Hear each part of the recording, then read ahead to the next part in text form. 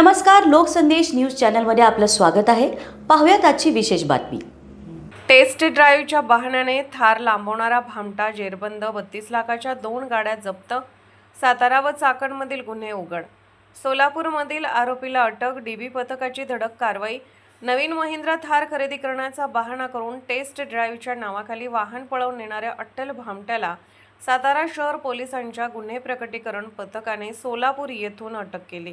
आरोपीकडून सुमारे 32 लाख रुपये किमतीच्या 2 महिंद्रा थार गाड्या जप्त करण्यात आल्या असून सातारा शहर व पिंपरी चिंचवडमधील चाकण पोलीस ठाण्याच्या हद्दीतील 2 गुन्ह्यांची उकल झाली आहे। अटक करण्यात आलेल्या आरोपींचे नाव सोहेल अफजल बागवान, वय 28, राहणार सोलापूर, मूळ पंढरपूर असे आहे।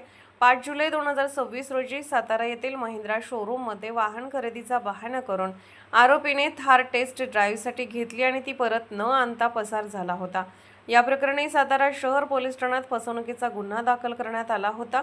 पोलीस अधीक्षक निखिल पिंगळे, अपर पोलीस अधीक्षक डॉक्टर वैशाली कडूकर, उपविभागीय पोलीस अधिकारी विपुल पाटील आणि वरिष्ठ पोलीस निरीक्षक सचिन मेहत्रे यांच्या मार्गदर्शनाखाली डीबी पथकाने सीसीटीव्ही फुटेज, तांत्रिक विश्लेषण व गोपनीय माहितीच्या आधारे आरोपीचा शोध घेत सोलापूरमधून त्याला ताब्यात घेतले असून चौकशीत आरोपीने चाकण पोलीस ठाण्याच्या हद्दीतूनही याच पद्धतीने आणखी एक महिंद्रा थार पळवल्याची कबुली दिली। त्यानुसार पोलिसांनी आरोपीच्या सांगण्यावरून दोन्ही वाहने जप्त केली। या प्रकरणानंतर वाहन खरेदी विक्री किंवा टेस्ट ड्राईव्ह देताना नागरिक व वाहन विक्रेत्यांनी संबंधित व्यक्तीची ओळख आणि कागदपत्रांची खातरजमा करावी, तसेच संशयास्पद व्यवहारांची माहिती तात्काळ पोलिसांना द्यावी असे आवाहन सातारा शहर पोलिसांनी केले आहे।